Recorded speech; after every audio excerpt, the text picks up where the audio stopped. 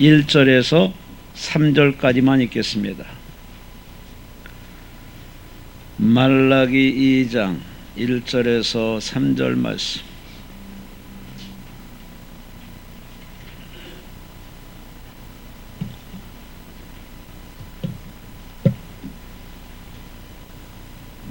말라기 2장 1절에서 3절 말씀.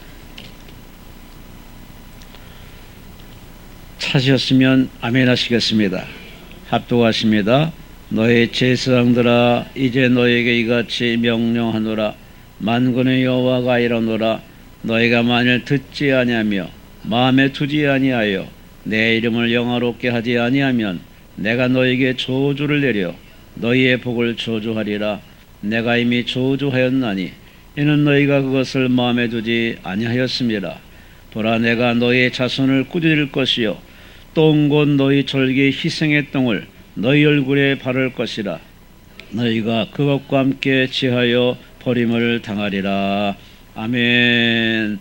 하나님 감사합니다. 맑고 청명한 가을 하늘과는 달리 마음이 힘듭니다. 육신이 고단합니다. 삶이 공공합니다. 대한민국이 어렵습니다. 주여 불쌍히 여겨주시고 불쌍히 여겨주어서 6.25를 지나 IMF를 지나 이만큼 이르게 하신 하나님의 은혜를 받은 이 민족 하나님을 잃어버리지 않게 하시고 하나님께 등 돌리지 않게 하시고 이때가 회개일 때를 깨달아서 온 백성들이 믿는 자가 모두가 하나님께 돌아와 회개하며 기도하며 성령 충만 받아서 다시 한번 기도하는 애국자가 되어서 이 땅의 기도의 불바다가 되어서 다시는 전쟁이 아닌 평화, 공산주의가 아닌 자유민주주의로 아름다운 평화 통일을 통하여 하나된 민족을 통하여 다시는 으르렁드렁 싸우지 않게 하시고 선교하는 위대한 나라 되도록 위정자들을 축복하시고 여야 정치인들 밖으로 싸움하지 않게 하시고 국민을 돌아보고 서민을 돌아보고 민족을 돌아보고 나라를 돌아보는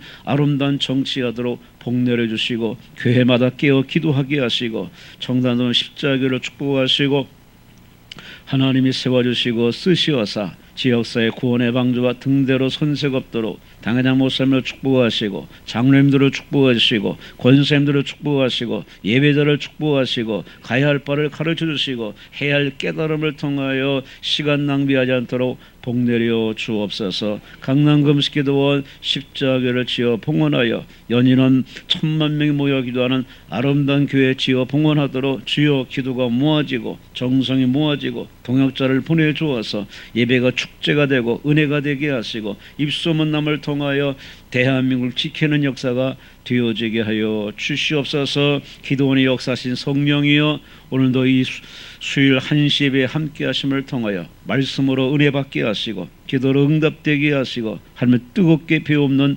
만남 은혜 축복 허락하여 주시옵소서. 오늘 본문 말라기 2장 말씀을 읽었사오니 이 말씀으로 주의 음성 듣게 하시고 다시 우리 자신을 돌아보는 자기 자신을 내려놓는 하나님에서 새롭게 새 은혜 받는 은혜의 시간만 되게 하여 주시옵소서.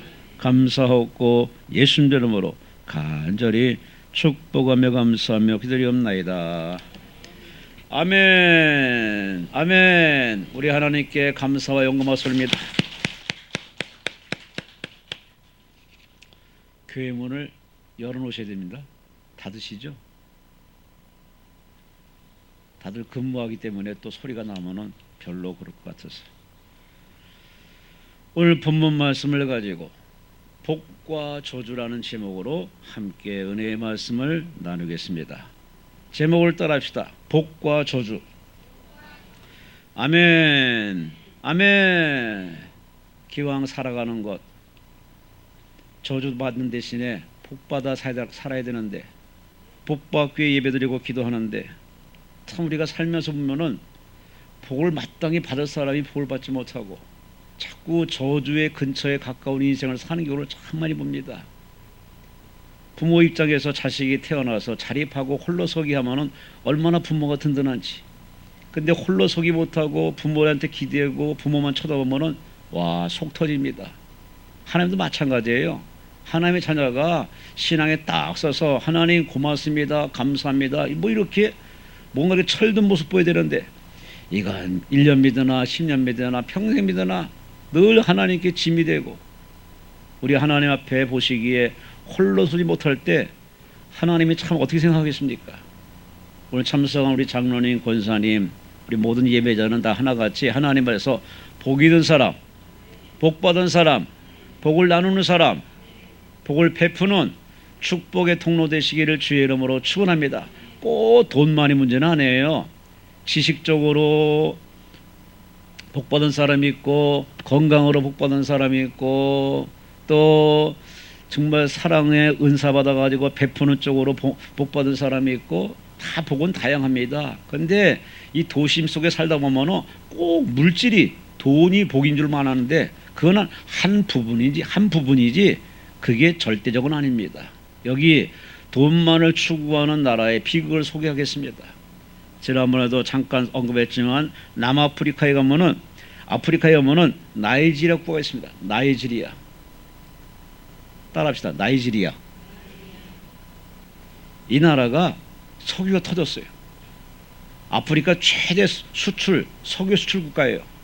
그런데 국민들이 얼마나 기쁘겠습니까? 야, 이제 고생하려도 된다. 석유가 터지기 때문에 우리 대한민국의 저 동해나 저기 저 어디서 석유 터지면 대한민국이 국민들이 좋아할까요? 실망할까요? 예? 당연히 좋아하죠. 이 나이지리아 사람들도 다 좋아해서 한껏 기대했어요.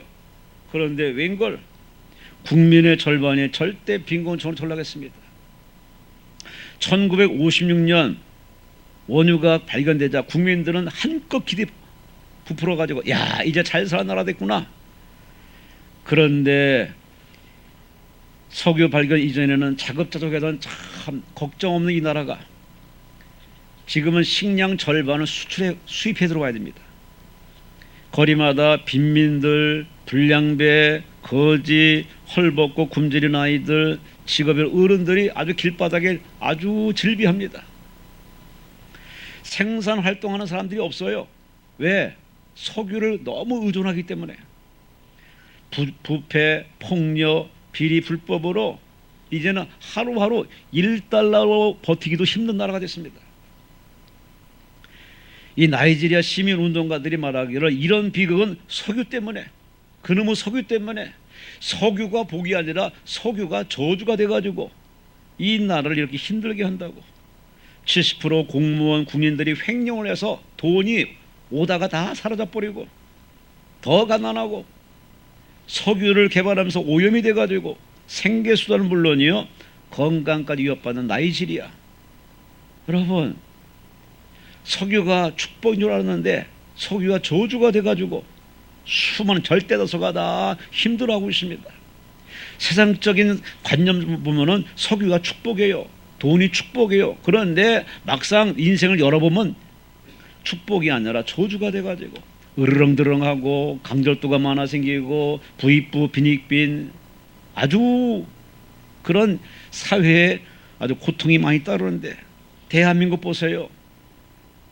일제를 벗어나, 6.25를 벗어나, 보릿고기를 벗어나, IMF를 벗어나 좀 살만했더니 지금은 아주 우리 사회 보면은 하나되지 못합니다. 모래알처럼 이렇게 움켜쥐면 다 이 잘난 사람 빠져나가고 똑똑한 사람 빠져나가고 다 빠져나가서 정말 순하디 순한 순둥이 백성들만 남아가지고 그냥 고통을 받고 있습니다. 오늘 참석한 성도 여러분은 축복이 뭐라고 생각하십니까? 당연한 모습을 통해서 늘 축복의 설교를 참 많이 들었어요. 그 축복의 정의, 축복이 뭔지 우리는 다 알아요. 믿어요. 그런데도 자꾸 대한민국 서울 장안에 살다 보니까 이래야만 되고 이래야만 된다는 것에 너무 치우쳐서 그 축복의 개념을 놔버렸어요. 그래서 돈을 더 벌려고 예배 드리는 사람이 예배 안 드리고 자꾸 돈 벌러 가요. 기도하는 사람이 기도 안 하고 자꾸 돈 벌러 가요. 대한민국 이 도심 속에서는 아내도 돈 벌어야 되고 주부도 돈 벌어야 되고 남자만 돈 벌어서 안 되는 이상한 나라, 이상한 시스템이었어요. 그전처럼 그 예배 드리고 기도하는 그 열정의 사람들이 다 사라져 버렸어요. 안타까워요. 이러한 세상적인 관념에 빠져서 복을 갈구하는 세상 사람이 있는가 하면은 우리는 하나님께 모든 걸 걸고 하나님께 복이 온다는 사실을 믿기 때문에 그 바쁜 와중에도 이렇게 하나님께 왔으니 여러분은 복 있는 사람이요? 복 받은 사람이요? 이 복을 가득 담고 돌아가서 베푸세요. 나누세요. 공유하시 바랍니다. 오늘 본문에 이스라엘 백성들, 이 백성들은 하나님께 선택받아 가지고 목동 저 양치는 이 베두인족이 세상에 하나님 눈에 쏙 들어가지고 너는 내 것이다 인침받아 가지고 주의 나라 이스라엘 민족이 됐어요. 하나님의 관심 있는 나라, 하나님의 보호받은 나라, 하나님의 축복받은 나라 됐는데 그렇게 출발했던 이스라엘 민족이 긴 과정을 걸어오면서 변질됐어요. 초심을 잃어버렸어요. 선민 사상은 있지만 선민 사상에 걸맞는 삶을 안 살아요. 얼마나 하나님 앞에 열받게 했으면 하나님이 하시는 말씀이 오늘 본문 2절을 새 번역 성경에는 뭐랬느냐, 너희 누리는 복을 저주로 바꾸겠다. 3절 말씀에 너희 얼굴에 똥칠을 할 것이다. 와, 하나님이 화가 나도 이만저만 화가 난 게 아닙니다. 하나님께 사랑받고 예쁨받고 복받을 백성들이 그 하나님의 분노를 사가지고 얼굴을 똥칠을 하고 축복이 저주로 바뀌는 말도 안 되는 상황이 성경에 나타났습니다. 왜? 뭐 때문에 이 백성은 이렇게 복 대신에 저주받는 인생이 됐을까? 오늘 성경 2절에 말합니다. 너희가 내 말을 듣지 아니하고 마음에 두지 아니하고 내 이름을 영화롭게 하지 아니했더니 내가 너희에게 저주를 내려 너희의 복을 저주하리라. 하나님 말을 안 들어. 하나님이 가까이 상대 안 해. 하나님 앞에 믿는 척만 해. 우리 하나님 앞에 예배를 드리지만 예배에 생명력이 없어요. 하나님 화가 나가지고 내가 너의 모든 복을 저주로 바꾸리라. 하는 것마다 저주를 내리라. 그래서 오늘 설교 제목을 성경 구절을 하자니 여러분이 상처받을 것 같아서 복과 저주라는 말을 썼습니다. 그러나 오늘 설교 제목은 그게 아닙니다. 너의 복을 저주하리라. 화가 났어요. 화가. 사람과 사람 사이에도 상대방을 화나게 하면 내게 불똥이 떨어져요. 마찬가지로 하나님을 영화롭게 하고 하나님을 유쾌케 하고 하나님을 행복하게 하면 축복이 막 이슬비처럼 소낙비처럼 저 햇살처럼 바람처럼 할렐루야 마구마구 부어지는데 거꾸로 살아요. 하나님을 화나게 만들어요. 하나님을 막 화나게 만드니 축복을 다 저주로 바꿔가지고 물이 변하여 포도주 된 것이 아니라 물이 변하여 쓴물이 되고 참으로 독이 돼가지고서 가정에 위기가 오고 직장에 위기가 오고 국가에 위기가 오고 도대체 되는 일이 없는 이 저주스러운 상황. 하나님이 이렇게까지 복을 저주로 바꿀 수 없는 그 하나님의 마음을 들여다보면 실망했다는 겁니다. 엄청나게 실망했어요. 그래요.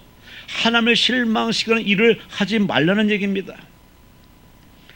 이스라엘 민족은 하나님을 안 믿는 게 아닙니다. 믿어요. 믿는데 그들이 하나님을 예배하는 태도가 참 아주 엉터리입니다. 13절 14절을 보면 이렇게 말씀합니다. 너희가 이런 일도 행하나니 곧 눈물과 울음과 탄식으로 여호와의 제단을 가리는구나. 그러므로 여호와께 너희는 너희의 봉헌물을 돌아보지도 아니하며 그것을 너희 손에서 기꺼이 받지도 아니하리라. 예배는 드려요. 기도는 해요. 그런데 하나님을 더 화나게 하는 겁니다. 참 안타까운 이스라엘 민족의 이 신앙의 타락. 우리는 어떨까? 오늘의 나는 어떨까?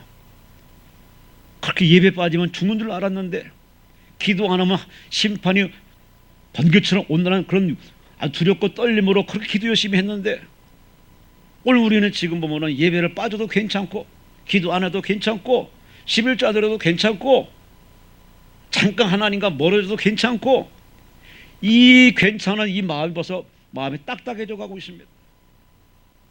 이렇게 자꾸 하나님 보시기에 점차 물러가는 이 성도들을 향해서 하나님이 하시는 말씀이 내가 너희 얼굴에 똥칠을 하리라.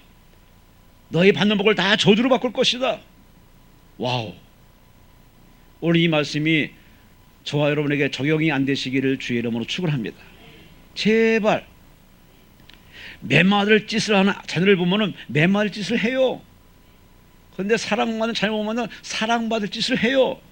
마찬가지로 하나님 앞에 우리도 사랑받고 예쁨 받을 만한 일을 하세요. 그래야 복이 오지 않겠냐 그 말이에요. 그런데 하나님이 이렇게 말씀에도 불구하고 1장 6절 7절 2장 17절 3장 8절 14절에 이 백성들이 한다는 소리가 우리가 언제 그랬습니까? 우리가 언제 그랬습니까? 우리가 언제 그랬습니까? 세상에. 아니 하나님이 다 알고 얘기하는데 그러면 아 그래요? 죄송합니다. 인정해야지. 끝까지 우리가 언제 그랬습니까? 뭐 예배 안 드렸어요? 헌물 드렸어요? 기도했어요? 언제 안 그랬습니까? 오늘 우리는 안 그래요? 예배 시간에 말씀을 통해서 우리 마음을 팍팍 찌를 때 우린 반발심이 생깁니다. 저건 내 말이 아니야. 저건 내가 들을 말이 아니야. 나는 피해자야. 이런 생각이 더 많아가지고 하나님 앞에 볼멘소리 합니다. 우리가 언제 그랬어요? 내가 언제 그랬어요? 이스라엘 민족이나 우리나 하나님의 저울에 올라가면 거기서 다 똑같아요. 뭐 그 백성이 우리보다 큰 죄를 범했다 말할 필요가 없는 게 우리도 참 하나님 앞에 알게 모르게 죄가 많아요. 죄 많은 인생은요 입이 1000개 10,000개 써도 유구무원이에요. 할 말이 없어요. 차라리 주여 옳습니다. 지당합니다. 제가 문제죠. 제가 죽일 놈입니다. 용서하여 주옵소서. 그러면 다 불행 끝 행복한 길이 열리는데 끝까지 인정 안 해요. 누구처럼? 저 정치인들처럼. 모르겠는데요. 기억이 안 나는데요.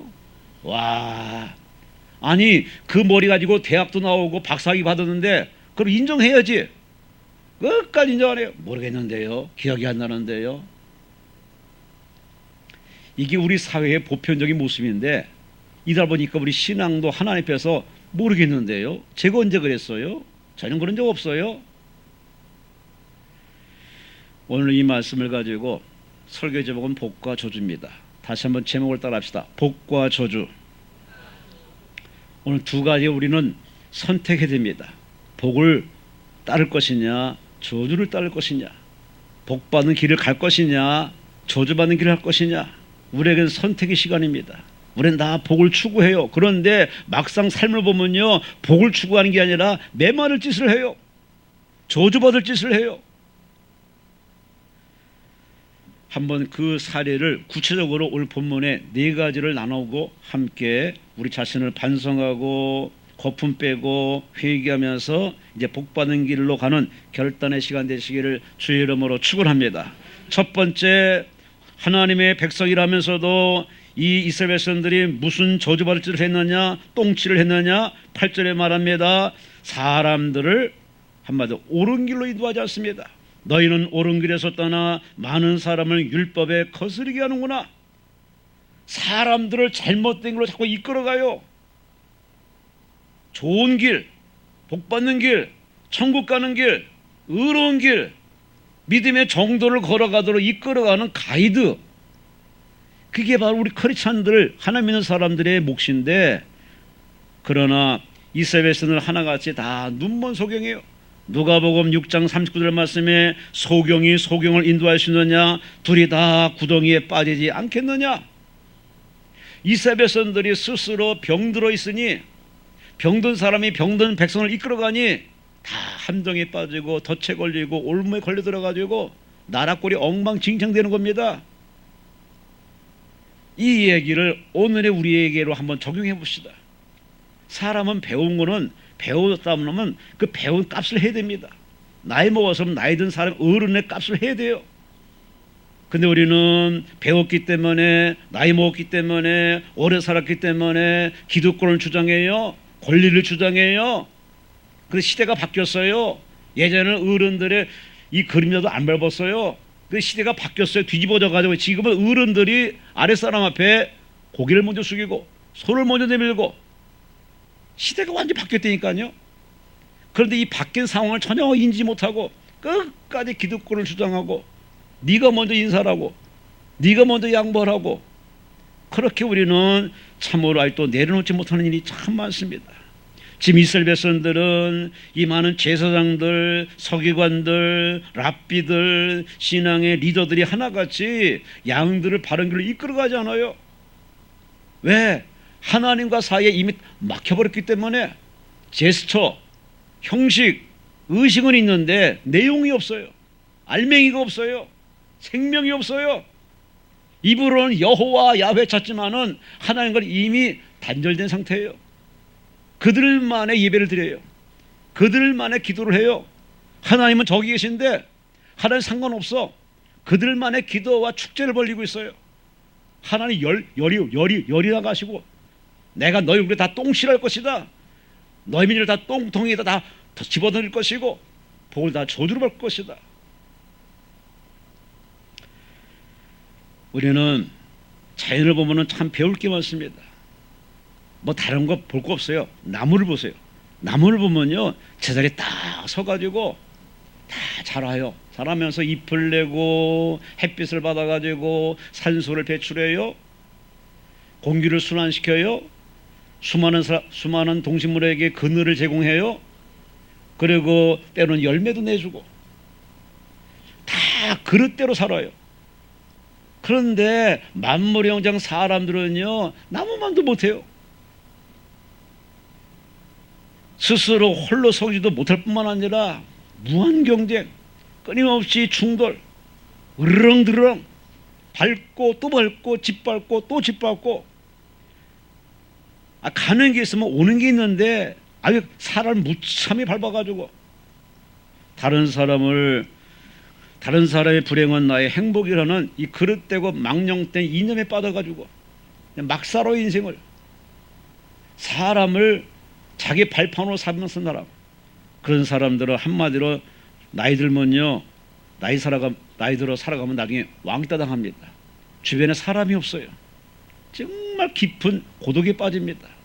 지금 이스라엘 백성들이 사람들을 양떼를 바르게 이끌어가지 못하고 그들을 넘어지게 합니다. 구덩이에 빠지게 합니다. 율법에 빠지고 율법주의에 빠지게 만들고 아주 맹종에 빠지게 만들고 거짓에 빠지게 만들어서 사람들로 하여금 지옥 문까지 다다르게 하는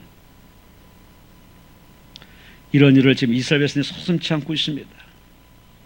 우리는 살아가면서 내 주변 사람들 혹시 적이 되질 않는가? 나 때문에 누군가 교회를 나오지 않고 나 때문에 누군가 하나님과 문을 닫고 세상으로 가지 않았는지 나 때문에 누군가 힘들어 고통스러워하는 사람이 혹시 있지 않는지 좀 돌아보시고 살펴서 할렐루야 할렐루야 할렐루야 많은 사람들에게 정말 저 사람은 꼭 필요한 사람이야. 다른 사람 못 믿어도 내가 저 권사님, 저 장로님, 저 교회, 저 사람 믿어. 그렇게 상대방에게 유익이 되고 기쁨이 되고 바른 길을 이끌어가서 그 사람을 성공케 하고 행복하게 하면 다 내게 축복이 되어 오는데 이게 복받는 비결인데 스스로 자기를 저주스럽게 만들어요. 상대방을 막 아프게 해요. 힘들게 해요. 아주 망가지게 이게 몰아가고 있어요. 두 번째, 첫째는 다른 사람들을 잘못되게 이끌어가는 죄를 범하고 이게 바로 저주스러운 얘기고, 두 번째 9절 말씀에 너희가 내 길을 지키지 않냐고 율법을 행할 때 사람을 치우치게 한다. 한마디로 쉬운 얘기를 하면 사람을 차별 대우해요. 꼭 배운 사람이 티를 내요. 잘난 사람이 꼭 티를 내요. 우리끼리 이게 위화감을 조종하고 사회를 아주 이분법으로 만들어서 사회를 소란케 만듭니다. 배워야죠. 잘 배워야죠. 제대로 배워야죠. 제대로 배워야죠. 그게 교육의 목적인데 대한민국은 무조건 암기식이야. 무조건 간판만 따게 만들어. 간판 보면 다 대수고 그게 성공이라고 우리 사회를 이렇게 망가뜨리고 있어요. 지금 이스라엘 민족 사회도 마찬가지예요. 율법을 달달달 외우는 게 대수고 그저 바리새인들 말 듣고 대제사장 말 듣고 그들의 무조건 말을 듣고 맹종하는 것이 참신앙이라고 그렇게 가르쳤어요. 그러다 보니 이 사람들은 거의 우월감에 상대방과 차별을 둡니다. 예를 들어 볼까요? 누가복음 18장 11절에 바리새인은 서서 따로 기도하여 가로되, 함께 기도하는 장소를 벗어나 따로 공간에서 기도해야 돼. 하나님이여, 나는 다른 사람들, 저 토색하는 사람, 불의한 사람, 간음한 사람 같지 아니하고 이 세리와도 같지 않음을 감사하나이다. 세상에 기도하면서 벌써 마음에 선을 긋고 있습니다. 우리 사회의 큰 문제가 바로 막말 아닙니까? 갑질 아닙니까? 금수저, 은수저, 흙수저 꼴값들을 하고 있어요. 지가 언제부터 금수저라고, 지가 언제부터 흙수저라고. 그렇게 학자들이 몇몇 사람들이 그렇게 단어를 잘 만들어. 저 왜 그러나 몰라. 공부를 했으면 공부한 값을 해야 되는데. 제 외사촌 남동생이 저 파주에 저 가면 거기 그 출판사 단지가 있어요. 거기서 출판계 일을 하는데, 세상에 국문학과 나와서 책을 써낼 그 인재들이 다 방송국에 뺏겨가지고 책을 안 쓰는데, 다 방송에 가서 작가가 얼마나 돈벌이가 좋아. 작가 하다 보니까 방송용의 그 말들은 참 멋있는 말이 많아요. 그런데 그 작가들이 방송국에 그 윗사람들의 지시를 받아가지고 거기에 맞는 말을 만들다 보니까 별의별 희귀한 말들이 많이 나와요. 그게 우리 사회에 마치 당연하듯이 인지되고 각인되고 있어요. 대한민국이 언제부터 갑질했다고, 언제부터 막말했다고, 언제부터 흙수저 금수가 있었다고. 참 우리 사회 보면은 너무 이 차별이 심합니다. 오늘 이스라엘 민족의 큰 문제는 뭐냐? 신앙 안에서 더 큰 문제예요. 교회 안에서도 서로 파벌이 있고 거리가 있고 계층이 있고, 이걸 보는 하나님이 아주 분통이 터지는 겁니다. 형제끼리 부모 앞에서 네가 커다, 내가 공부 더 잘했어, 내가 더 잘났어, 서로 치고받고 싸우면은 부모가 누구 편 들어? 그런 상식선을 생각하면은 지금 이스라엘 민족의 한 행동은 하나같이 하나님을 열받게 하는 일이에요. 누가복음 20장 46절에 보면은 서기관들은 긴 옷을 입고 다니는 걸 좋아하며 시장에서 문안 받기를 좋아하고 회당의 상자와 잔치의 상석을 좋아하더라. 아주 웃기는 사람들이에요.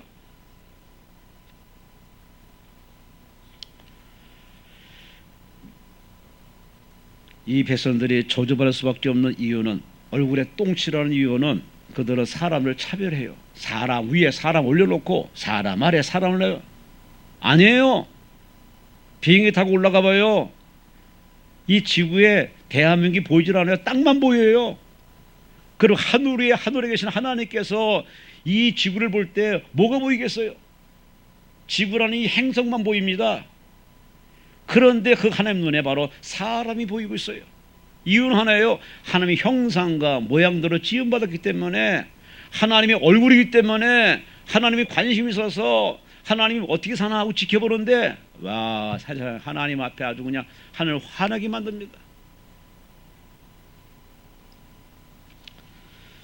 요즘 강아지, 고양이를 너무 사랑해서 뭐 아들과 딸처럼 취급해가지고 유산 상속까지 주는 참 정신 나간 사람도 있는데,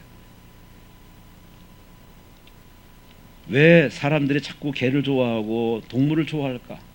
이유 하나예요. 사람한테 지친 거예요. 사람한테 염증이 난 거예요. 개는요 항상 꼬리 흔들어요. 고양이는 항상 주인만 알아요. 근데 사람은 안 그래. 정권이 바뀌면 사람이 돌변해요. 시대가 바뀌면 사람이 돌변해요. 우리 모두 사람을 차별하지 마시고, 할렐루야, 예수님께서 탕자, 창녀, 과부, 고아, 나그네를 차별했습니까? 성경에 그런 예수가 어디 있어요? 다 골고루 사랑했거든요.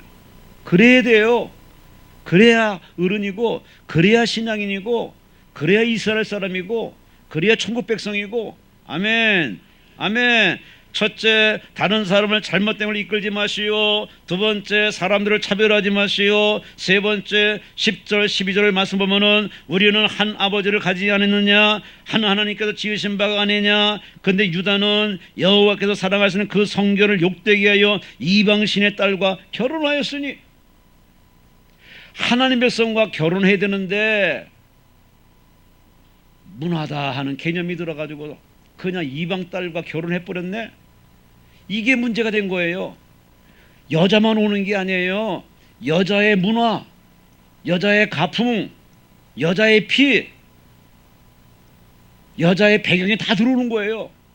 그러면은 남자는 여자 앞에 처음에는 이거 뭐 힘 있어가지고 앞에서 끌고 나가요. 절 보세요. 절 보세요. 나이 들면요, 절대 남자가 앞에 가는 법이 없어요. 갈 수가 없어. 왜? 힘이 빠져가지고 못 가. 제가 요즘 집사람하고 같이 가다 보면요, 여보 천천히 가요. 천천히 가. 빨리 와요. 빨리. 걸음이 엄청나게 빨라요.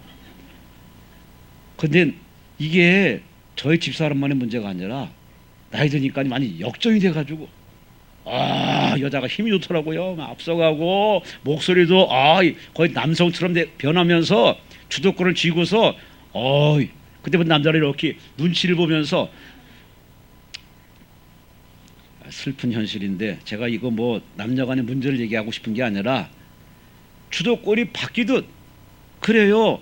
여자하고 결혼하면, 이방녀 결혼하면은 처음에는 그 집의 시어머니이기 때문에, 시부모이기 때문에 가만히 이제 기회를 보는 거죠. 조금만 기다리자. 때가 되니까 그때부터 딱 드러내가지고서 여보 나 저기 가서 절 좀 하고 올게. 여보 나 저기 가서 뭐 좀 하고 올게. 근데 남자가 처음에는 그게 뭐 이렇게 못하게 하지만, 그러나 주도권의 손을 바뀌면서는 이제는 할 수가 없어요. 그 서서히 닮아가게 되고 따라가게 되고, 지금 대한민국의 문제가 바로 그 문제예요. 저 동남아시아, 미얀마, 베트남, 필리핀 이쁘다 그래서 다 데려왔어요. 자신난 거 참 좋아 데려왔는데 그게 문제네. 이 다문화권이 문제가 됐어요. 이 단일민족, 홍위민족이 이제는 없어져 버렸어요. 시대에 거스를 수는 없지만, 그러나 다른 문제가 뭐냐 하면은 대한민국의 고유의 정서가 없어졌어요. 완전 혼합이 돼버렸어요. 지금 하나님이 이스라엘 백성에게 바로 그 얘기를 하고 있는 겁니다. 너희가 유일신 나만 바라봤는데, 나 여호와만 바라봤는데, 나도 바라보고 태양신도 바라보고 바알신도 바라보고 가나안 우상도 바라보고, 이러니 내가 내 마음이 좋겠냐 그 말이에요. 분명히 하나님이 하시는 말씀이 나는 거룩하다. 너희도 거룩하길 바란다. 하나님과 소통하고 복 받으려면요 거룩해야 돼요. 순전해야 돼요. 흠이 없어야 돼요. 점이 없어야 돼요. 청결해야 돼요. 근데 우리 신앙이 예전 같지가 않아요. 때가 많이 묻었어. 전에는 얼른 회개했는데 지금은 언론이 어디 갔어? 그 주일날 와서 잠깐 목례하듯이 잠깐 기도하고서 끝이요. 그래놓고 하나님과 다 정산됐다고 착각하게 빠져 있어요. 아니에요. 그러면 안 돼요.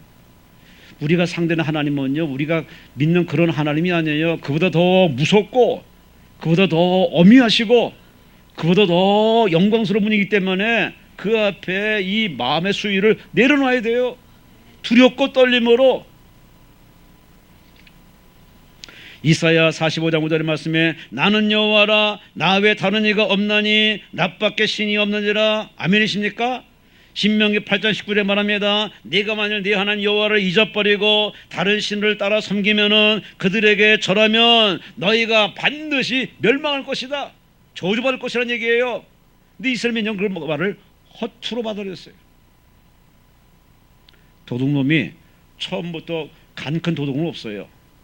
조금씩 하다 보니까 그것이 간땡이가 분 거예요. 가룟 유다가 처음부터 예수님 거 배반할 사람은 아니에요. 근데 하다 보니까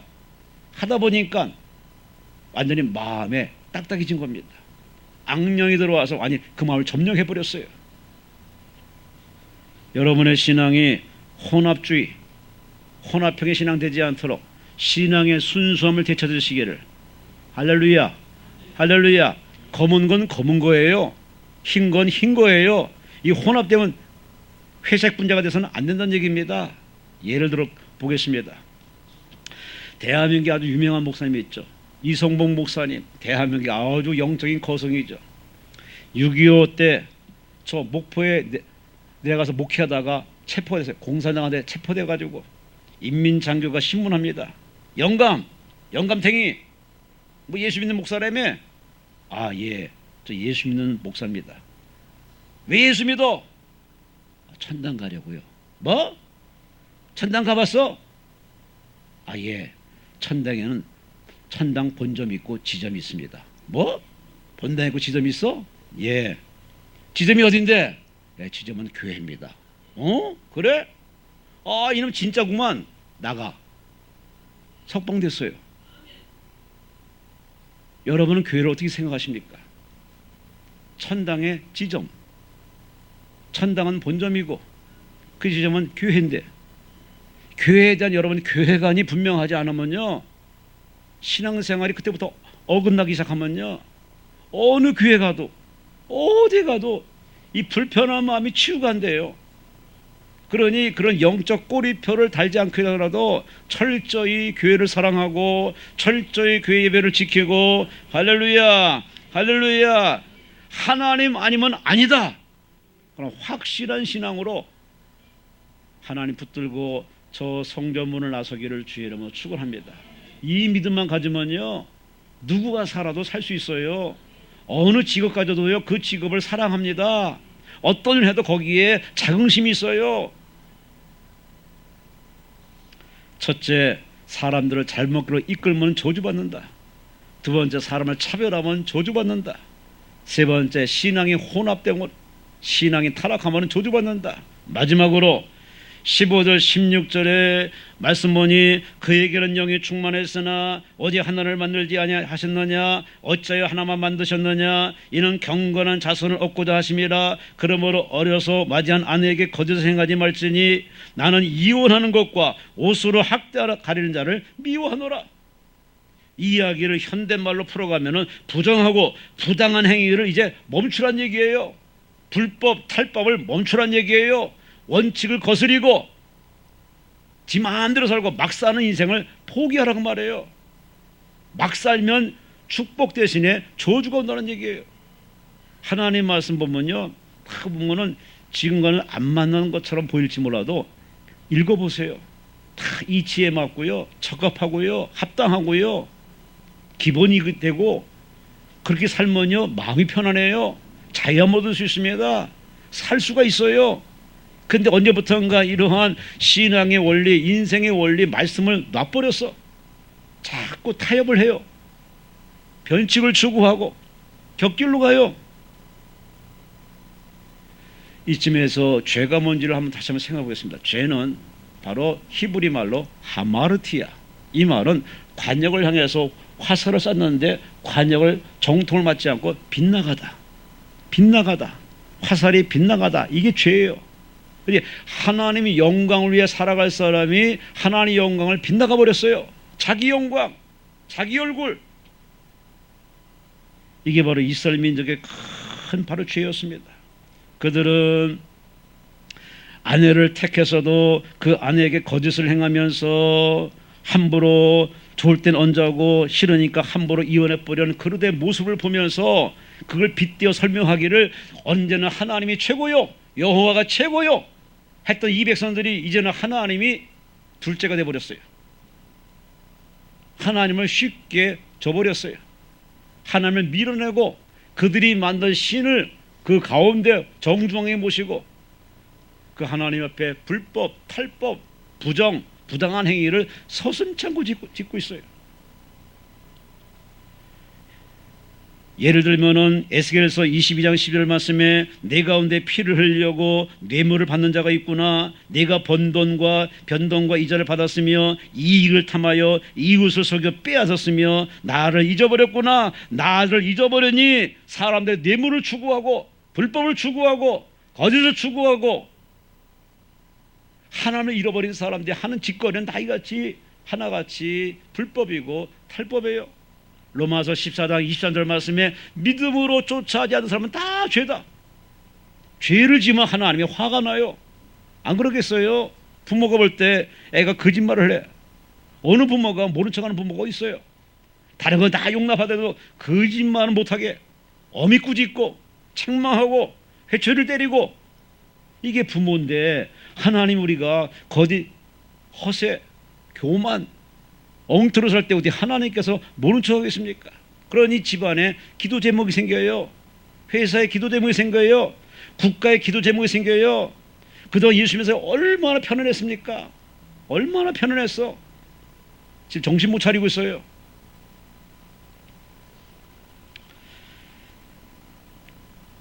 예수 만나가지고 자기의 죄를 깨달은 한 사람의 변화된 모습을 소개할까요? 누가복음 19장 8절 말씀에 삭개오가 예수 만나자마자 주여 보시옵소서, 내 소유의 절반을 가난한 사람들에게 주겠습니다.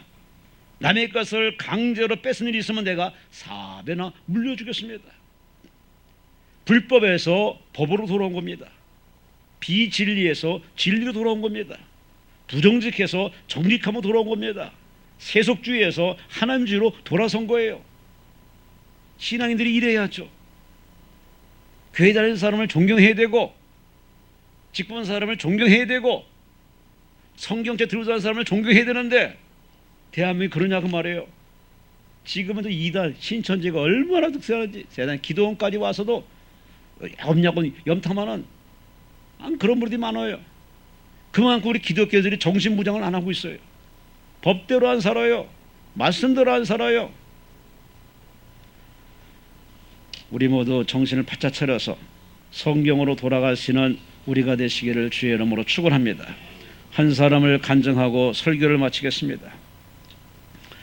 이 사람은 바로 미식 축구 선수입니다. 팀 티보우.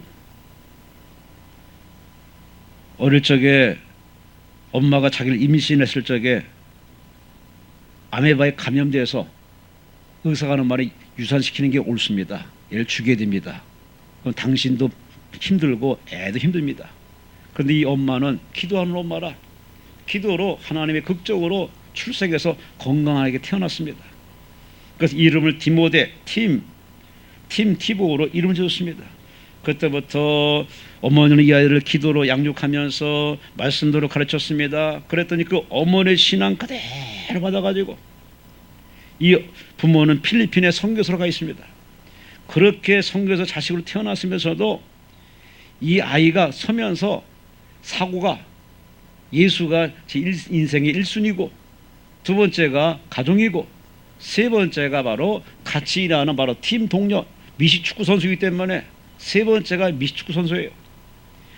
언제나 항상 여기에 얼굴에 성경 구절을 쓰고 다니는 사람, 요한복음 3장 16절이면 요한복음 3장 16절을 아예 얼굴에 붙이고 다니는 사람, 그렇게 사람들의 색을 받은 이 사람, 경기 끝날 때 기도하고 경기 중에 기도하고 항상 예수를 의논하고, 그 사람들이 이제 그만 좀 하라 그랬더니 여보시오, 사랑하는 사람에게 어떻게 한 번만 사랑한답니까? 시대대로 사랑하듯이 나는 그럴 수밖에 없습니다. 왜? 하나님이 나를 사랑하기 때문에 나도 사랑한다고 고백할 수 없습니다. 워낙 뛰어난 선수이기 때문에 대학을 졸업하지 않고 프로로 가겠다고 사람들은 많이 예상했어요. 그런데 프로로 갈 계획이냐, 앞으로 계획이 뭐냐 그랬더니 이 팀이 한다는 소리가 내 주님과 의논해 봐야 됩니다.